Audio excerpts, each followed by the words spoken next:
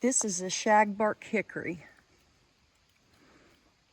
if you're not familiar with it. And you can see why it gets its name, because the bark is very shaggy looking. Now, when you are going to harvest this, you want to get the loose stuff. You want it to be loose and ready to come off, because if you don't, then it's going to leave it susceptible to insects and insect damage.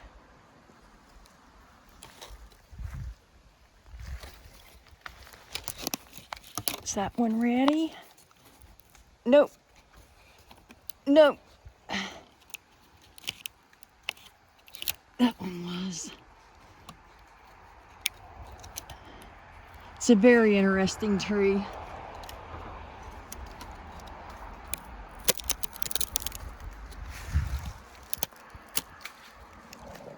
And I am going to show you how to make something from this, and it's quite tasty. Alrighty, here is why I gathered that shagbark hickory bark. Today I am going to be making shagbark hickory syrup. It's a simple syrup, which means it'll be on the thinner side.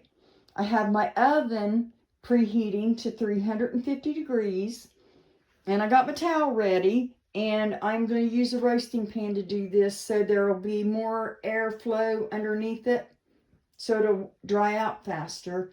You don't have to use a perforated pan, but it makes it go quicker. All right, I'm going to get busy and start washing the bark and getting the lichen off of it.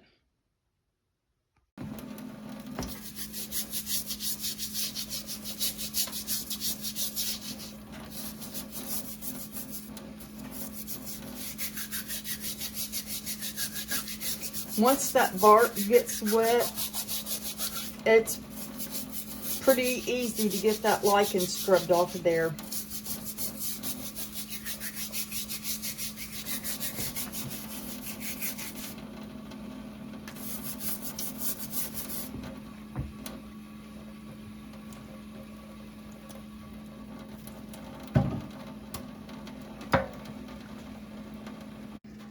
Then you want to shake off the excess water.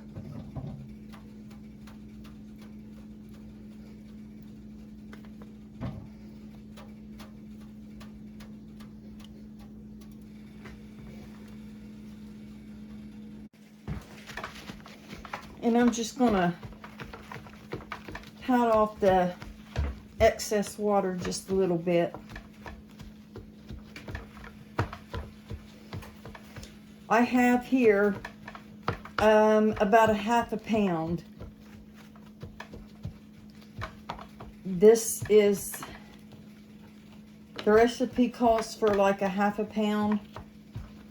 You can always double it, triple it, however you want, but today I'm just going to make a half a pound. And the thing is, you can always just store the bark and put it up for when you want to use it again. Now, you want to break it into smaller pieces.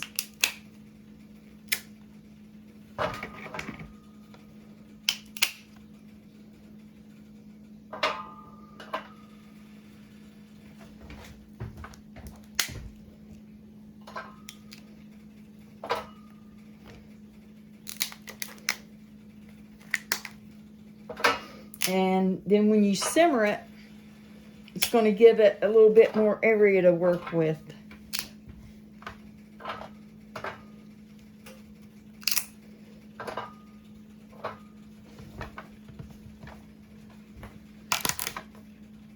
Alrighty, the tray is set, and I'm going to be putting it in the oven for about 15 minutes. You want it to roast, but you want to keep an eye on it because you don't want it to burn. It'll give it a bad flavor if it burns. All right, it's done.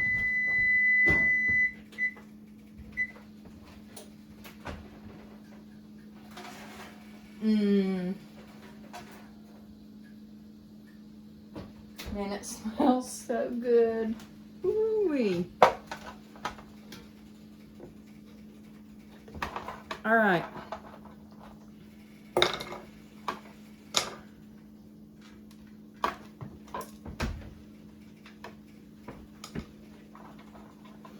Now I'm going to put the bark in a saucepan.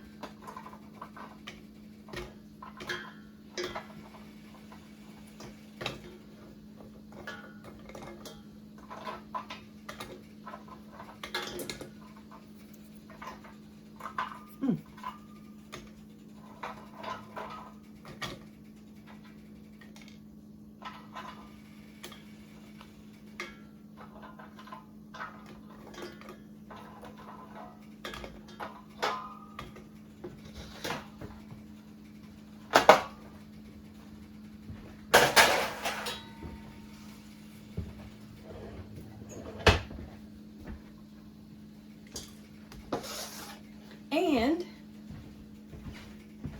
we're going to cover the bark with water.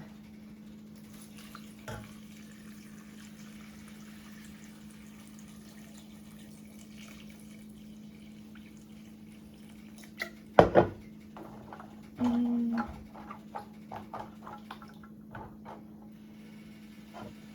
little bit more.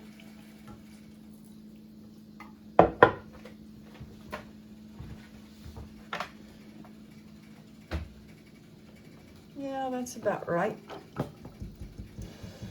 I'm going to bring it to a boil and let it simmer. All right, it's come to a boil. You want to immediately turn your heat down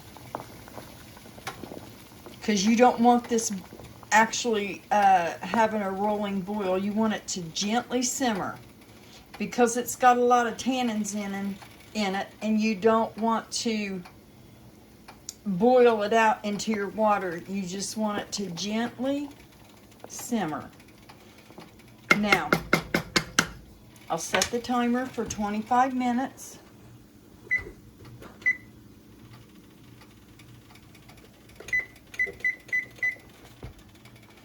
And what we're aiming for is like a dark amber color. Oh, it smells so good. So now we will let it do its thing. All right, it's done. I have leather britches cooking for supper too.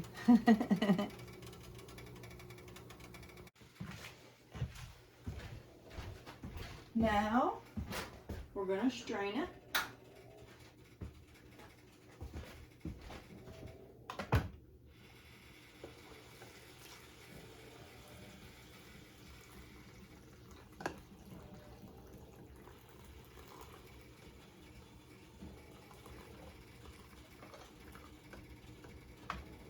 Better get my spoon.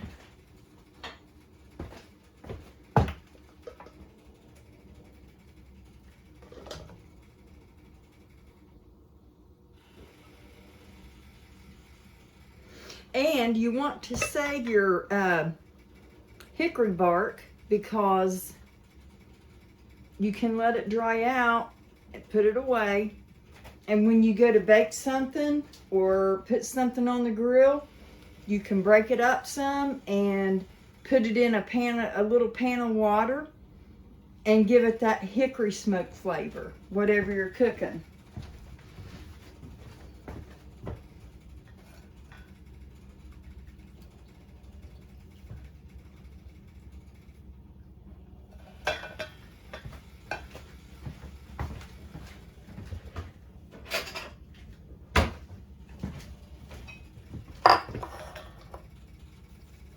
So now I'll take the bark out.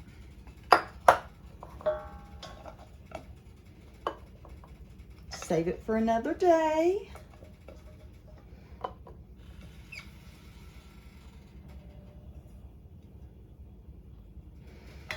I'm going to wipe my pan out.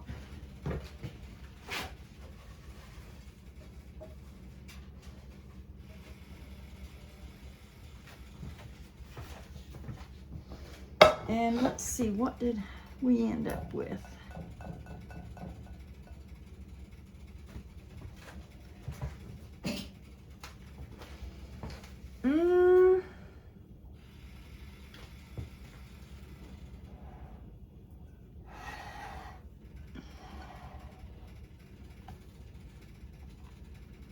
Four cups.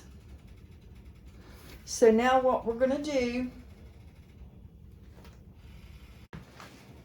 is return it back to the pan and let it simmer some more until it reduces down by about 25%. And if y'all are wondering about my hands and why they look this way, it's because I've been working with walnuts. It's not scum or dirt or whatever. It's walnut stain. All right, let's see what we're looking at.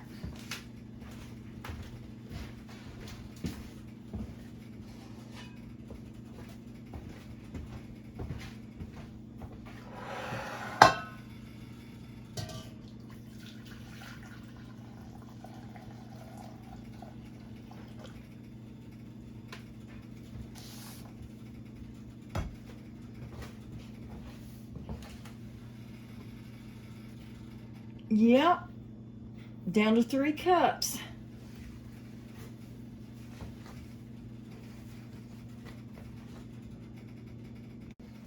So the next step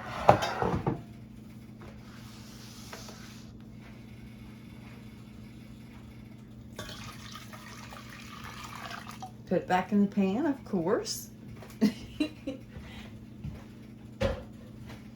And then for every cup of liquid, you want to add 2 cups of sugar.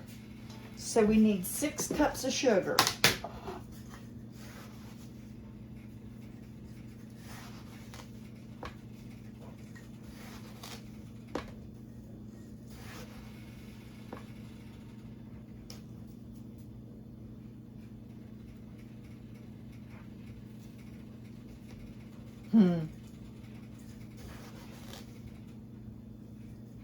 And you want to use pure cane sugar too, so there's that.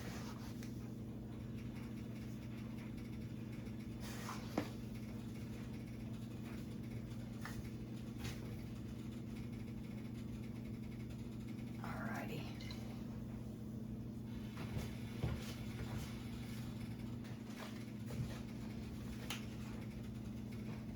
All right, there's our 2-to-1 ratio.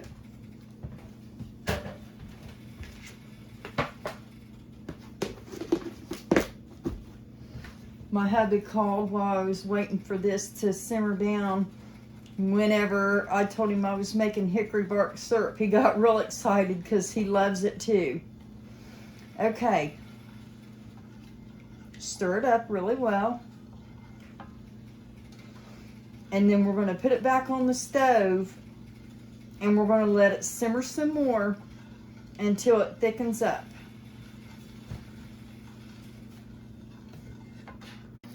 All right, I believe it's about ready. You'll be able to tell whenever your spoon is having when you can feel the resistance. It's not going to be thick, it's going to be on the thinner side, but oh boy, it's good.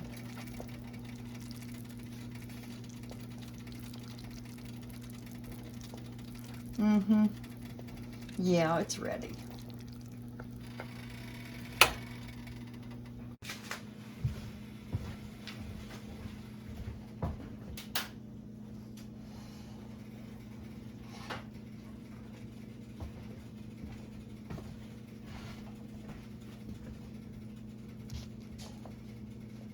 It'll thicken up a little bit more too as it cools.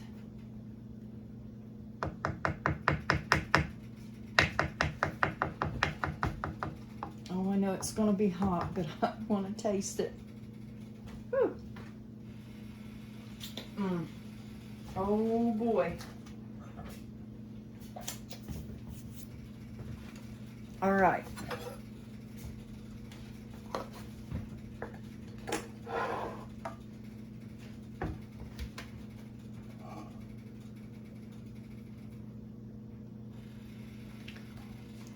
First, I'm going to put some in a bottle to use.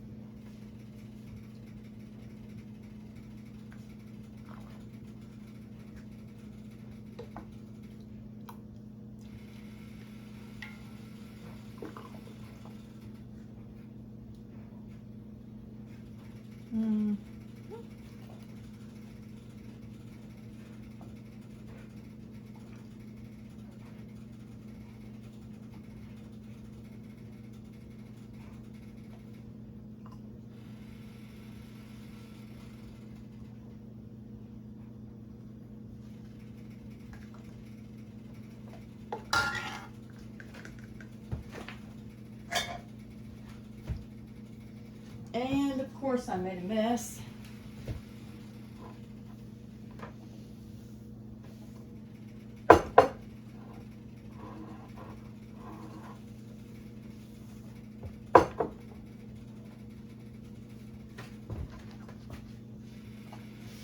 And now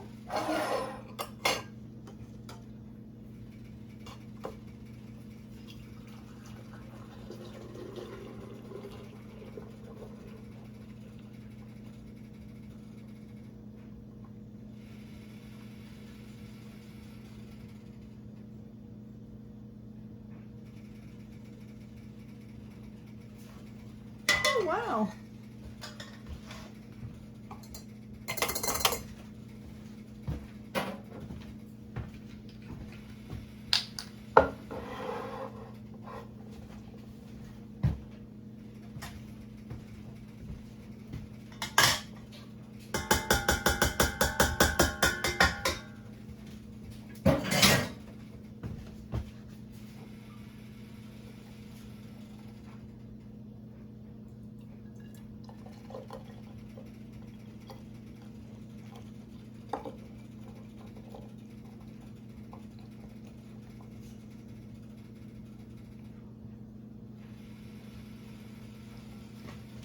And I want to make sure I get it all out.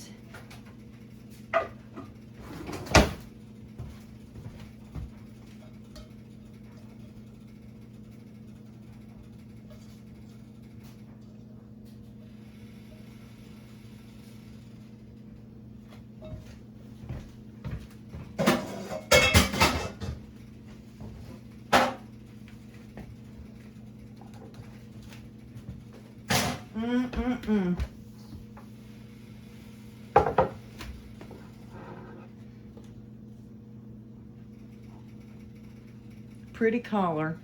Very pretty collar.